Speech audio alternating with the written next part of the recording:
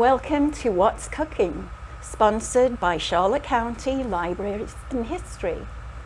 We're out here today at Worden Farms in Punta Gorda, Charlotte County, and we will be talking with Eva Worden, the owner of the farm, who's got some really interesting things to say to us today.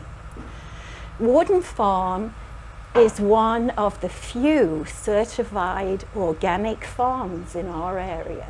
Please tell us what that means, Eva. So for a farm to be certified organic by the United States Department of Agriculture, it means that that farm has met certain standards that are available for the whole public to see. You can go to the USDA National Organic Program website and see what it all means. Specifically, it's that there are no synthetic fertilizers used or synthetic pesticides. And there's a list of approved substances that can, and also those that cannot be used in organic production. And that is also available to the public. The whole thing is very transparent. No GMOs are used, no sewage sludge, and generally you're using an ecosystem approach for farm management. So there's the input piece of it, but there's also much more than that. It's about encouraging beneficial insects and having diverse plantings when possible. It doesn't cover everything in the world that we believe to be a gold standard, right, but it does cover some of the issues that people have expressed concern around in order to make our food as safe as possible for individuals and for the environment as well. Good answer. Is this certification a one-time thing, or do you have inspectors coming out and you renew periodically? That's a great question. There's an initial certification, and in order for a farm to be certified organic, there needs to be a minimum of a 3-year period of transition from conventional production. Okay. In some cases, certain farms never can be certified organic if there had been a legacy of toxicity in the soil on that land. However, most conventional farms can be certified organic if they choose to make that transition. And then you have an initial application and inspection. And then every year there's at least one inspection, sometimes several, depending on the nature of the operation. There's a new application that goes in every year. Also, the standards are constantly being upgraded and improved depending on the state of the science. So while in some cases certain things are no longer relevant for organic production, in other cases you have new materials that can be used. For example, paper mulch that comes in rolls that you can lay out on the beds historically had not been allowed in organic production because there wasn't any that was being manufactured to the specifications that would be approved. But now there are some companies making paper mulches that are approved for organic production. Wow. I didn't know that at all. That's great. What types of fertilizer are you allowed to use under this certification? So there are many different kinds of fertilizers that can be used. We try to get a lot of our soil fertility here through the use of cover crops. So we do apply some fertilizer as well and compost, but we really try to grow our fertilizer with the cover crops that we plant at the beginning of summer every year. And so your visit today is at the end of May, and we are currently planting the cover crops. They'll grow very tall and vigorous, and then we'll mow them down and disc them into the soil before the start of our next growing season, which usually, depending on the weather, we'll be replanting in vegetables starting in late July or mid-August. If it's really rainy and we just can't get in the fields, as it has happened certain years, it will be the end of August or early September. What is the difference, if any, between your summer and winter crops? So we don't have any vegetables harvested in the summer. It's only the cover crops. But we do have the fall planting, then the winter, and then the spring planting. So for folks who are used to a northern growing season, usually you plant in the spring and you go all summer and into the fall. And we imagine if you had a freeze like in July. That's what we experience here for our growing season, which is fall through spring. We have winter. And in most years, although the last few years we haven't really had significant freeze events, but we have had them in the past. And any warm season crops which are in the field will get zapped by the cold. That would include tomatoes, peppers, eggplant, green beans, basil, cucumbers, squash. So, and a few of the other things, some of the other leafy greens as well. But the cold loving crops are in our fields because we plan for that. And the cold loving crops are things like broccoli and carrots and cauliflower and kale, and those get sweeter in with a kiss of the cold. So they'll be even better if we get a little bit of the cold temperature. Wonderful. Yes, and the celery. Our celery is just beautiful and huge, and people love it. And it's hard to grow when it's really hot, but it does great in the cold. So we try to work with the seasons and take advantage of the seasonality that you know, that's the whole thing of organic production. It's working with nature, not against it. Oh, that's a great answer. You speak so intelligently and with such authority about farming in general. Tell us a little bit about your educational background.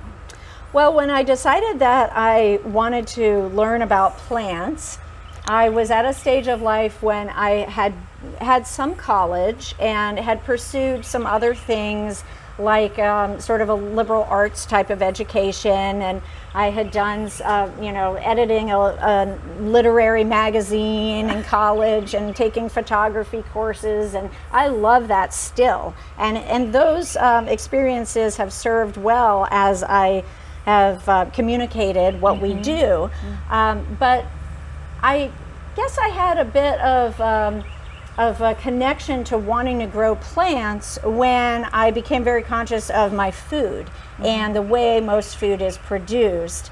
And I felt that there was potential for my own personal satisfaction with the act of growing plants and witnessing the miracle and midwifing the seed up to a mature crop I could harvest and eat, but also with sharing it with other people. And you know, I think that there's a strong desire, it's just part of being human, to find meaningful work and to find the things that resonate with you personally, but that also are valued and that are really a contribution.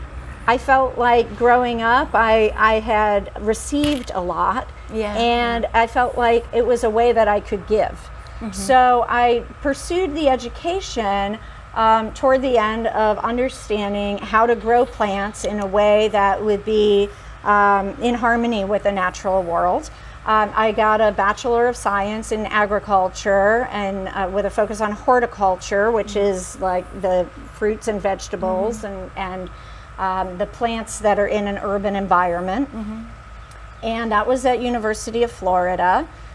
Because I grew up in Florida. And then I was fortunate to receive a fellowship at University of Maryland in College Park, where I got a Master's of Science in Horticulture. And I met my husband there, who was also studying horticulture, and we had a mutual love of compost and vegetables. And so building a life together, we went to Connecticut, and we both pursue doctorate degrees as well. So mine is in ecosystem management from Yale, and his is from University of Connecticut, which is the land-grant institution there, in crop science and plant nutrition. So we both have a high level of education and did a lot of field research with the universities.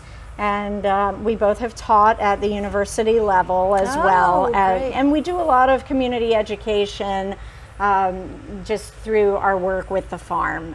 And, you know, everything from little kids all the way up through university level. Because we understand that there is a lack of knowledge about this, and because we pursued it in a formal way, as well as having the experience of doing it for over 20 years, we're able to communicate just to folks about you know, how their food is grown, but then we also do consulting, and we help other people create their own organic farms. Oh, that's great. I wasn't aware of that Yes. one. That's a wonderful contribution to the community. It's very gratifying for us to be able to do that. Absolutely. And really, we feel a lot of appreciation for the opportunity. Yes. That's the difference right there in having your heart and passion into what you're doing, as opposed to looking at the financial end of it constantly. Yes, although that's definitely important too. It is, you know, it's the lifeblood. It does need to be sustainable. Yeah. So we do what we can to help people recognize that it is very valuable. Yes. And, you know, the health that you can get, and really it's very inexpensive. You know, some people say, oh, organic, I can't afford that. But in reality, when you're buying directly from a farmer, it is far cheaper to buy from us than anywhere else. And it's more nutritious and fresher. It tastes better. It makes your life easier when you're cooking, because you don't have to work as hard to get good flavor. But it's very affordable, and people are constantly telling us how cheap it is, and that they appreciate that. So as I look around here, I see green and trees and fields and crops everywhere. So could you give us a few landmarks around here so our viewers will know exactly where you're located? Well, we are, as far as on the farm, we're in the veggie barn. And this is where we lay out all the harvested crops for our farm members who come and get the vegetables. And we also have events here at times. And then beyond that are the fields, and our little family home is right behind us. So we live right in the middle of it all. Then we have a few outbuildings where we store our seeds, and our team has their lunch. But the fields are scattered throughout the property, defined by hedgerows, which are a repository of beneficial insects and birds. And just a mile north of us is Shell Creek, which is the water supply source for the city of Punta Gorda. So we are very conscious of not doing anything that would in any way harm that, and we protect the water supply by retaining the nutrients here on the farm. Across the street, across Vermont Road, we have the Cecil Webb Fred Babcock Wildlife Management Area, which is close to 80,000 acres of state wildlife preserve. Beautiful. And all around us are just cow pastures and some orange groves down the street. We're just about a 15-minute drive from downtown Punta Gorda. Yes, And, we were surprised at the it's shortness quick, of right? the trip. Yeah, it was great. Yeah. Good roads. It is an absolutely wonderful place, and when I was researching the farm, I saw that you have won many well-deserved awards. Could you speak to that a little bit? Sure. Well, it's nice to be recognized, mostly because it helps other people to see what the possibilities are. We did receive the Florida Innovative Farmer Award, and that was an honor. I was able to have both of my parents there to see it, and that meant a lot to me personally. But it was also great because the Commissioner of Agriculture was there, and there were people at University of Florida, and it just helps to affirm to others in the community that yes, you can grow crops organically in the state of Florida successfully, and that the local community will value that. Yes, and, definitely. And it helps everyone. Yes. So. Yeah, it's an inspiration more than the award itself, really, I think. Yes, absolutely. Yeah, goes along with your philosophy entirely. I know you've always been very active in our community and have some strong partnerships. Could you tell us a little about those? Sure. Well, we do contribute a lot to different organizations whenever we can. The Charlotte Technical College Culinary Arts Program has been training the future culinary professionals, the people who will be working in restaurants and cooking for the hospital dietary and for the school system and such. So these are folks who we bring out to the farm with their instructors and show them how the food is grown and give them the food so that they can work with it in their kitchen classrooms. We have had different types of apprenticeships with them where they learn how to create products, things like pestos and baked goods, like chocolate beet cake. And, grilled eggplant focaccias and all kinds of wonderful concoctions using the vegetables. And then we work with the United Way of Charlotte County, who has many different partner service organizations like the Boys and Girls Club, who receive our produce and integrate it into their programs as well. Fantastic. Yes, there was a really great program with the Kids Thrive through United Way, where there were substance exposed children and their parents that we worked with them donating vegetables, and they created a cooking club and they even have a cookbook and that they created. So the nutrition for people who have had health challenges really is very important. That's wonderful. And so we try to promote that. Fantastic. Well, Eva, you've given us the segue we were looking for because we are partially a cooking show, as well as getting out to the farms and meeting all the local farmers out here. Are you a good cook? I cook food that I like to eat. So I'm a good cook for myself. Sometimes other people like my food. I think that, you know, the traditional kind of foods that people think of as good often, unfortunately, are laden with things that aren't necessarily healthy for you. So if you have a palate that is more veggie focused, then I would say, yes, I'm a good cook. But I would encourage people who want to integrate more vegetables into their diet. And of course, everybody knows that eating vegetables is good for you. But sometimes people don't know how to cook with them, or they don't like the way they taste or feel.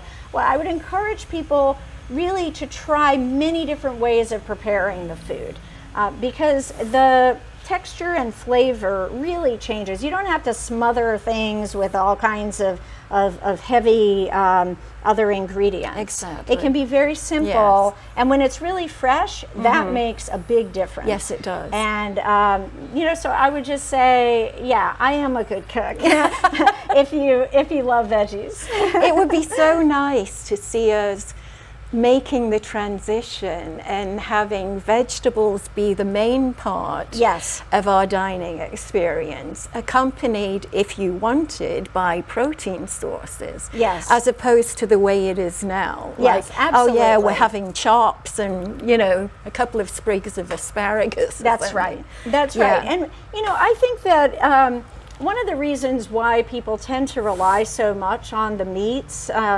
is it's because of convenience. Yes. Because it's just, you know, you can pull it out of your freezer, right? Well, what I have done, because I live in the middle of veggie land here, I have learned how to preserve vegetables. And it's not just to extend the season, it's also to make it more convenient. because sometimes you don't have time to get all up in your sink and, you know, for Yes. making dinner. So what I'll do is I'll just pull out of the freezer a bag of kale that I have, you know, already chopped up and washed. And so I'll do things in batches. And then I can just throw that kale into a pan and stir fry it, or put it in with some canned tomatoes and make some chili, or, you know, you don't have to go all the way in to the fresh if you have pre-processed it a little bit. But, you know, you do need to make room in your diet for those things, because it really is a foundation of health. Yes. Have you gotten into canning at all? Yeah, absolutely. Yeah? Yes. Are you good? Yeah, I am. I am good at canning. That's great. Yes, yes. Well, Eva has very kindly agreed to join us on our follow-up program, our What's Cooking Zoom, hopefully, anyway. Yes, yes. So what do you think you might make for us on that time? Well, one thing that I love to do is just take whatever's in season and put it on a sheet pan in the oven. You know, drizzle a little bit of olive oil on it, just a hair. Yeah. And or sometimes I'll even use miso water. I'll take some miso paste and blend it up with some water, and then drizzle that. Wow. And that gives a really good flavor. And I just roast it in the oven, usually at around 400 degrees until it's tender, which generally takes about 20 minutes, up to 40 minutes if it's something very dense, Yes, you know, like right. maybe a winter squash. But I'll just do that, and sometimes I'll mix it all up together, and other times I'll have it in sections on the sheet pan. But I know how long it takes to cook different vegetables because Yes. I've done it so much. Yeah. And so the things that take longer to cook, I'll chop into smaller pieces. Yes. And that way you have more surface area and it cooks faster, as compared to the things that are faster. I'll just have those in bigger pieces. So it all comes out finished at the same time. Well, I hope you do that for our audience. It Yeah. sounds amazing. Sure. Really good. We have had a wonderful visit out here today. It's just been so amazing, so exciting. Thank you for your hospitality. It's my pleasure. You're a Thank you for great coming. host. And we've had little snacks along the way too. We got to eat some freshly picked cucumber, and Eva recommended putting a nice sprig of dill on there, which I had not tried before, and I highly recommend that. That was amazing. Any other good tips like that as you're driving around the farm? Well, sometimes I joke that all I need is a little salt shaker, and I have all my lunch right there in the field. Yeah, But, definitely.